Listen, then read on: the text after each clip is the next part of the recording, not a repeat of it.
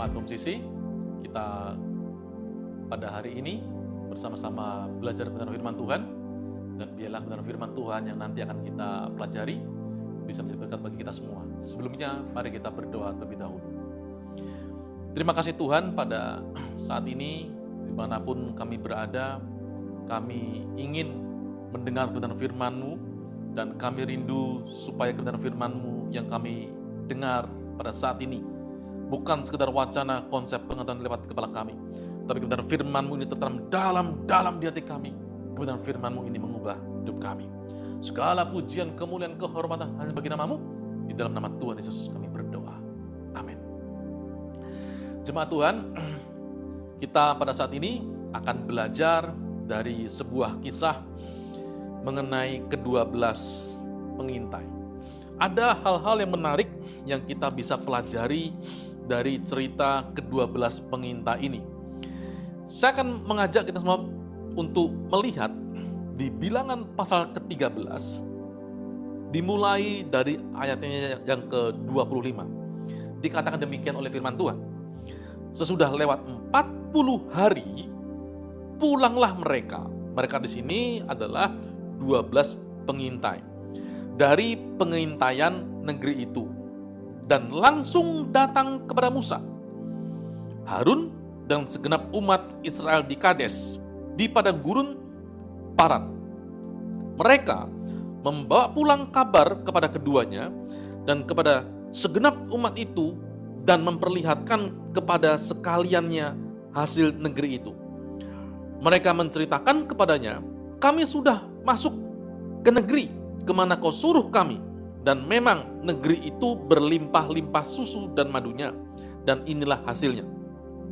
Hanya bangsa yang diam di negeri itu kuat-kuat, dan kota-kotanya berkubu dan sangat besar, juga keturunan Enak telah kami lihat di sana. Orang Amalek diam di tanah Negeb, orang Het, orang Yebus, dan orang Amori diam di pegunungan. Orang Kanaan diam sepanjang laut dan sepanjang tepi sungai Yordan. Kemudian Kaleb mencoba menenteramkan hati bangsa itu di hadapan Musa. Katanya, tidak, kita akan maju dan menduduki negeri itu, sebab kita pasti akan mengalahkannya. Nah, di sini ada dua kelompok. Yang pertama, kelompok yang terdiri dari 10 pengintai. Kelompok yang kedua terdiri dari 2 pengintai, yaitu Yosua dan Kaleb.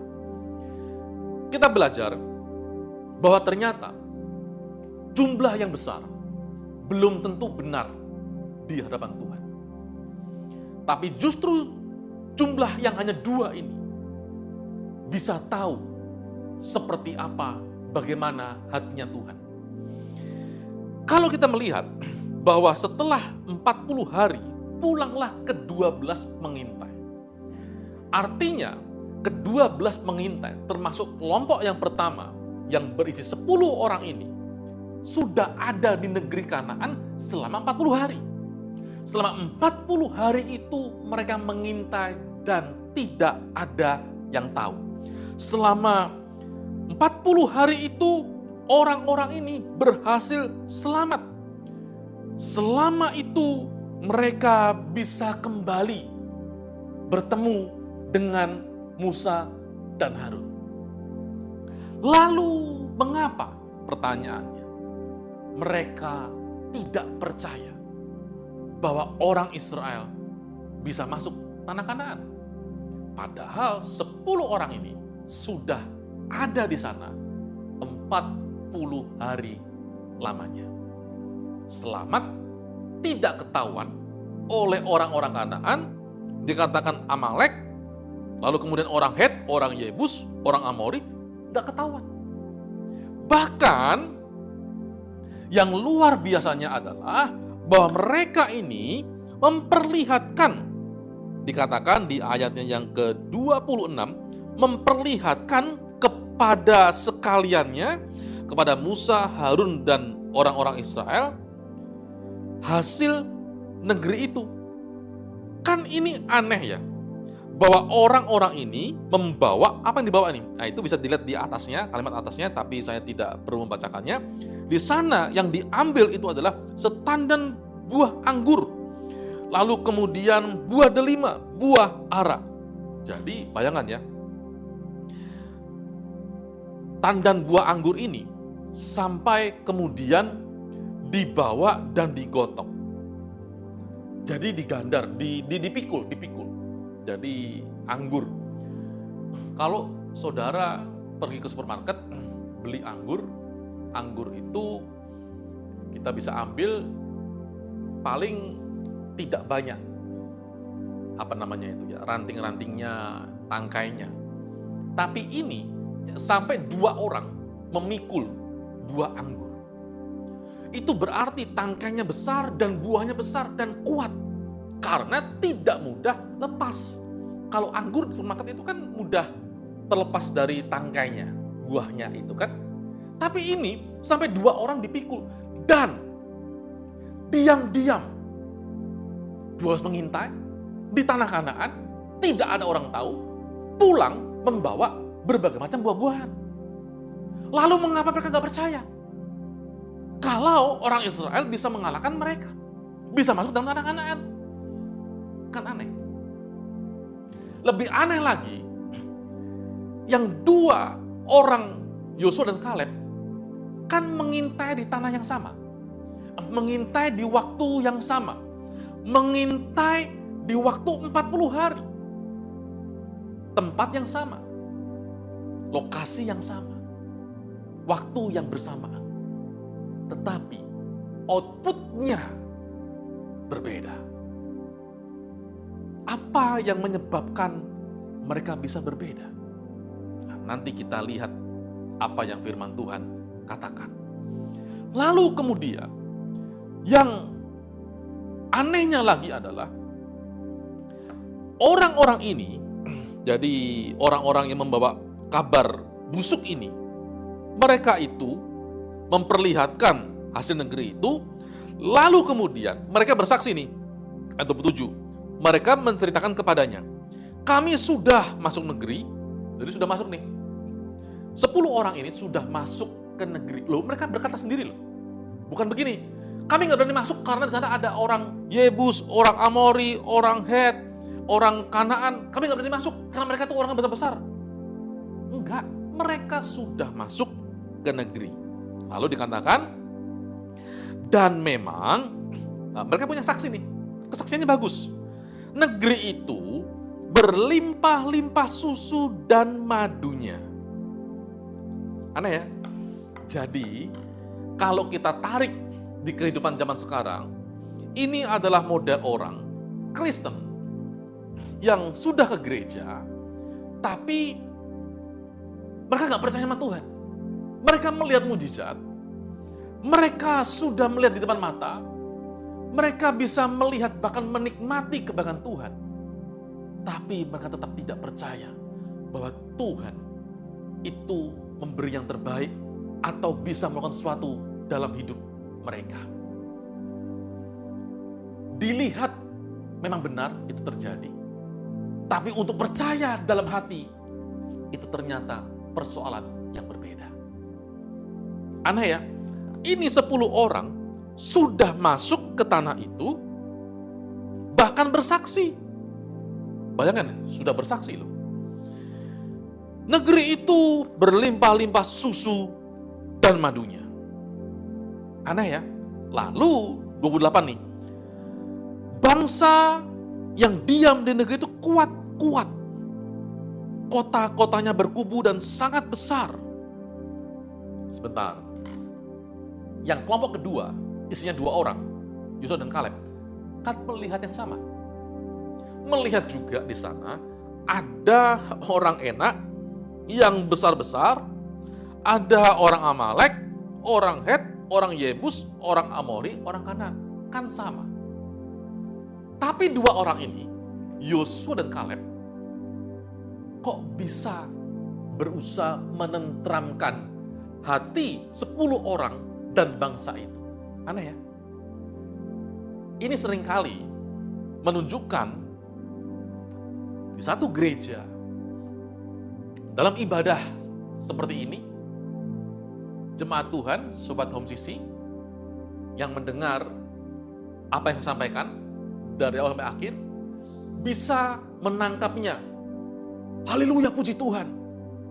Aku mempercayai sama Tuhan. Atau sebaliknya. Padahal bahan yang saya sampaikan didengar juga oleh orang-orang lain, tapi penangkapan bisa berbeda. Itu kan zaman dulu. Zaman sekarang kan beda lagi. Bisa begitu. Jadi, ternyata untuk bisa benar-benar percaya kepada Tuhan, itu bukan hal yang mudah. Bahkan 10 orang pengintai ini bukan hanya melihat dari jauh, tapi sudah mengalami penyertaan Tuhan selama 40 hari lamanya. Tapi selesai 40 hari, mereka tidak percaya pada Tuhan. Saya berharap Sobat Home Sisi yang mendengar berita ini tetap percaya kepada Tuhan Yesus. Bukan hanya 40 hari, bukan hanya 40 bulan, bukan hanya 40 tahun, tapi sepanjang umur kita, sepanjang hidup kita. Kita mungkin pernah melihat ada orang yang sudah bersaksi, cerita tentang Tuhan kemana-mana, dan sebagian sudah mengalami kesaksian. Tapi ketika mereka menghadapi masalah persoalan, bisa loh meninggalkan Tuhan. Ada beberapa tahun yang lalu, saya tidak sebut namanya, karena kalau di searching itu pasti ketemu. Ada seorang yang dianggap sebagai dukun nasional, salah satu anggota partai dari Indonesia yang sangat besar. Suatu saat menunaikan ibadah agamanya, dia cerita dalam kesaksiannya itu, didatangi oleh Tuhan Yesus. Dan waktu didatangi oleh Tuhan Yesus, kemudian dia bertobat. Setelah itu, karir politiknya tenggelam dan selesai. Tapi dia kesaksian di gereja, di mana-mana. Saya melihat dari YouTube, saya berkata, luar biasa. Tuhan bisa mendatangi orang ini ketika bahkan sedang menunaikan ibadah agamanya dia. Tapi apa yang terjadi? Sekian tahun berikutnya, ternyata dia kemudian kembali memeluk kepercayaannya yang lama. Masuk lagi ke panggung politik sampai hari matinya. Tidak ada terdengar dia bertobat kembali. Sangat disayangkan. Orang yang bahkan sudah bertemu dengan Yesus, bersaksi di mana-mana, tetapi bisa meninggalkan Tuhan Yesus. Ada lagi seorang anggota DPR beberapa periode waktu yang lalu. Dia dari keluarga yang terhormat, seluruh anggota keluarganya Kristen, pelayanan. Dia sendiri juga dulu pelayanan.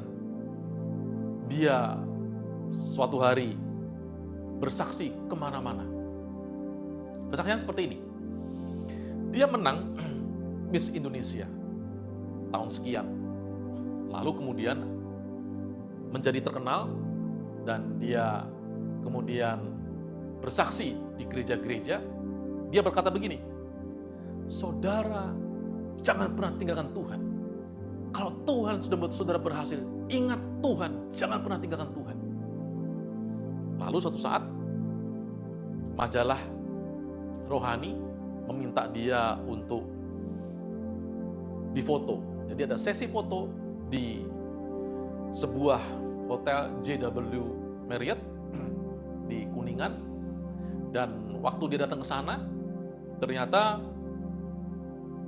majalah rohani ini berkata dibatalkan di tempat itu dan pindah ke tempat yang lain.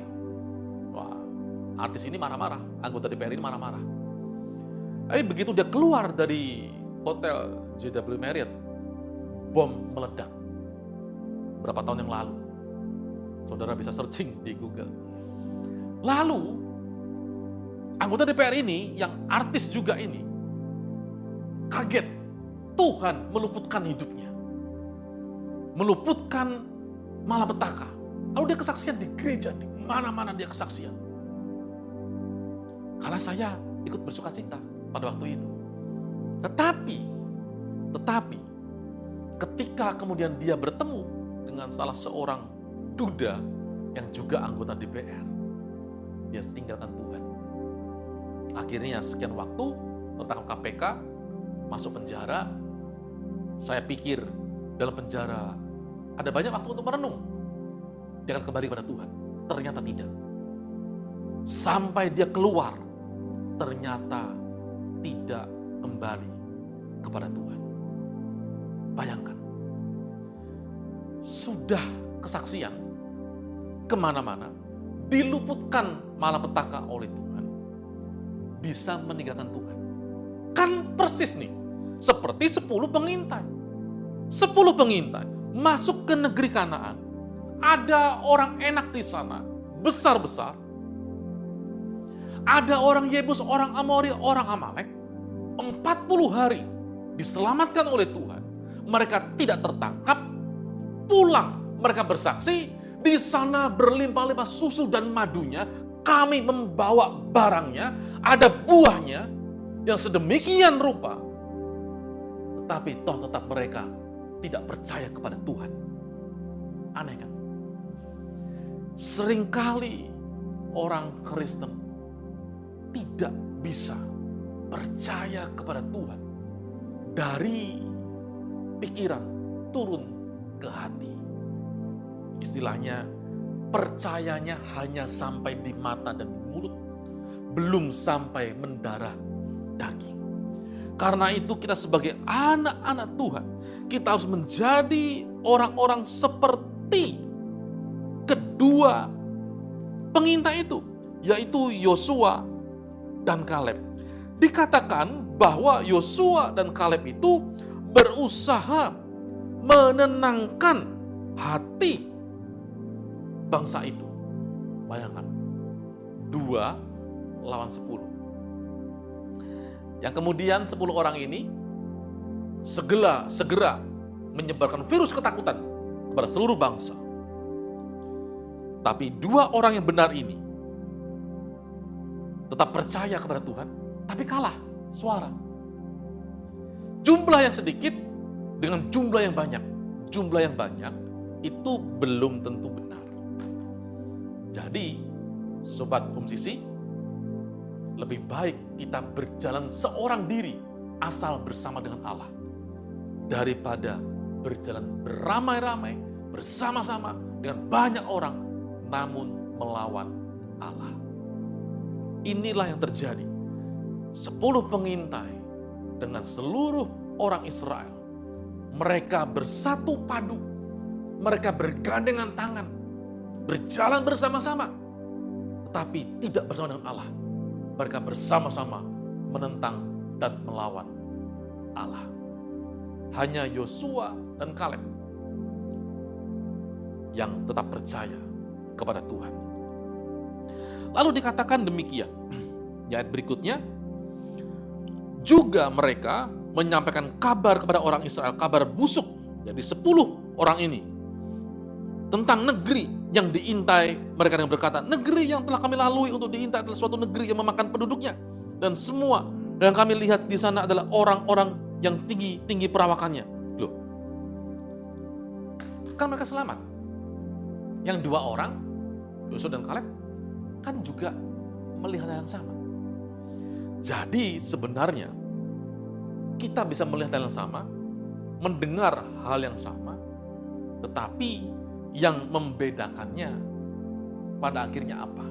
Nah, kita lihat di ayatnya yang tadi, yang sebenarnya sudah kita baca di ayatnya yang ke-30. Perhatikan. Kemudian Kaleb mencoba menenteramkan hati bangsa itu di hadapan Musa. Katanya, jadi Kaleb ini, dia berusaha untuk menenangkan hatinya bangsa itu. Apa yang sebenarnya sedang ingin diubah oleh Kaleb? Hati bangsa itu. Supaya apa? Supaya hatinya bangsa itu bisa sama dengan hatinya Kaleb dan Yosua. Jadi, yang membedakan antara 2 orang pengintai, Yosua dan Kaleb, dengan 10 pengintai adalah masalah hati. Jadi, Sobat Home Sisi, Yosua dan Kaleb percaya bersama dengan Allah mereka mampu. Yang penting apa? Allahnya. Tapi 10 pengintai dan orang-orang Israel, mereka tidak melihat Allah. Yang mereka lihat orang enak. Yang mereka lihat orang Yebus, orang Amori, orang Amalek, orang Kanaan. Sementara Yosua dan Kaleb melihat Allah. Karena itu, saya mengajak Sobat Home Sisi, apapun yang kita kerjakan, lihatlah Allah.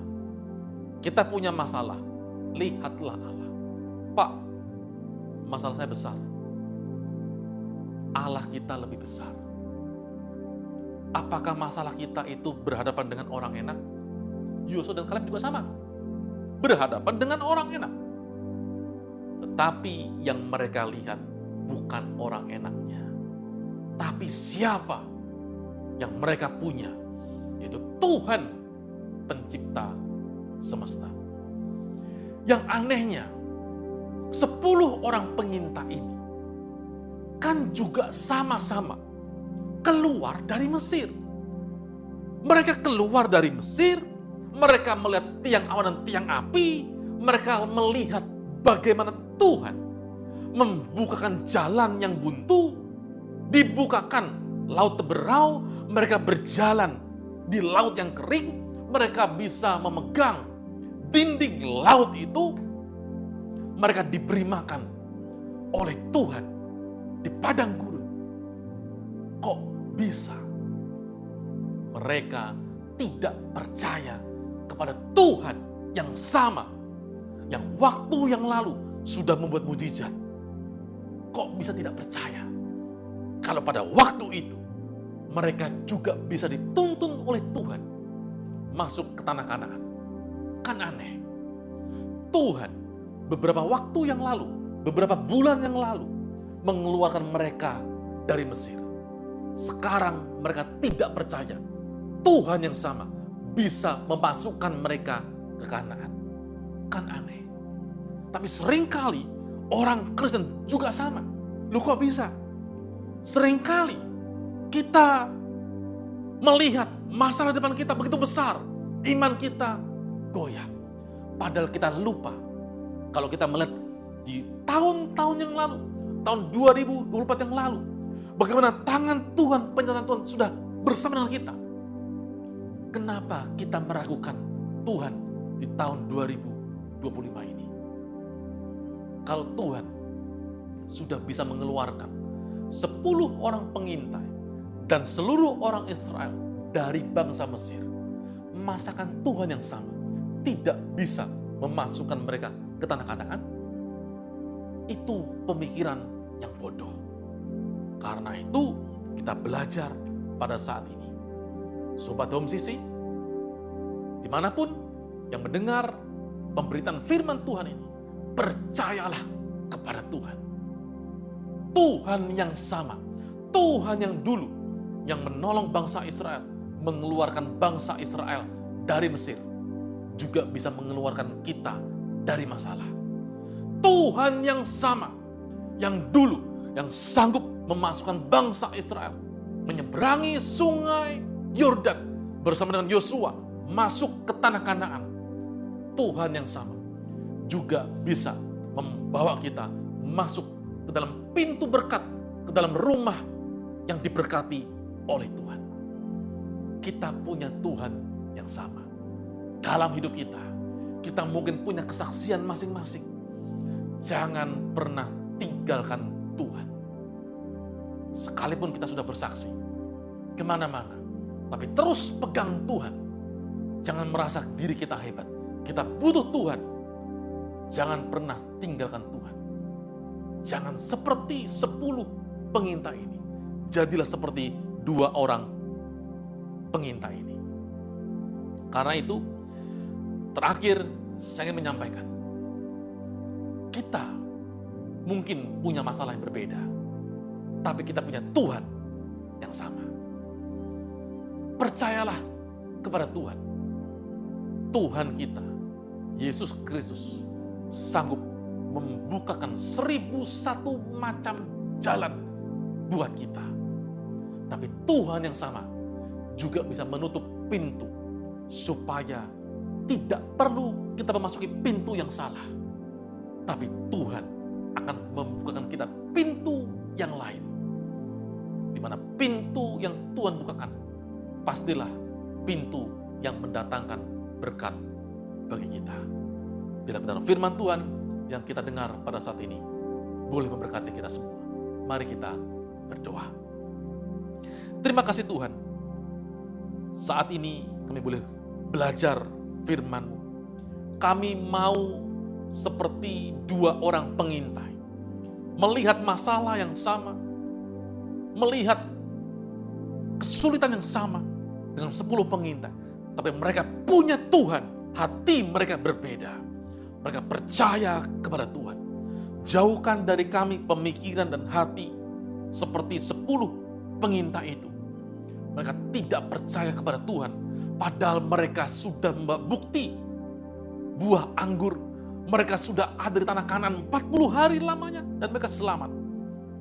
Kami mau Tuhan menjadi anak-anak Tuhan sama seperti Yosua dan Kaleb. Pegang tangan kami dan jangan pernah Kau lepaskan. Berkati jemaat Homsisi di mana pun berada.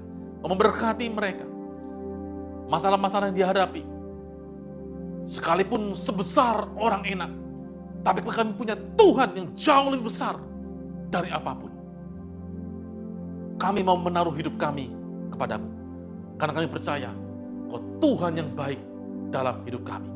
Tuhan yang pasti memberikan jalan terbaik bagi kami. Kebenaran firman-Mu ini biar tertanam dalam di hati kami. Kebenaran firman-Mu ini mengubah hidup kami. Segala pujian, kemuliaan, kehormatan hanya bagi nama-Mu. Di dalam nama Tuhan Yesus kami berdoa. Amin. Terima kasih dan Tuhan Yesus memberkati. Karena itu saudara-saudaraku, Jemaat Kristus yang dikasihi Tuhan, angkatlah kedua tanganmu dan terimalah berkat. Mari aminkan setiap perkataan berkat yang kita percaya bahwa kita menerimanya. Tuhan memberkati engkau dan melindungi engkau. Tuhan menyinari engkau dengan wajahnya dan memberi engkau kasih karunia. Tuhan menghadapkan wajahnya kepadamu dan memberi engkau damai sejahtera. Kiranya kasih dan penyertaan Bapa di surga dan damai sejahtera dari Tuhan Yesus Kristus serta penghiburan dari Roh Kudus terus menyertai kita sampai Maranatha Tuhan Yesus datang kembali. Kita yang sudah menerima berkat Tuhan, mari kita sama-sama katakan amin. Selamat hari Minggu, selamat berkumpul bersama dengan keluarga, menikmati kebersamaan dengan keluarga. Terus cintai Tuhan, berhenti menghakimi dan selalu jadi berkat. Tuhan Yesus memberkati.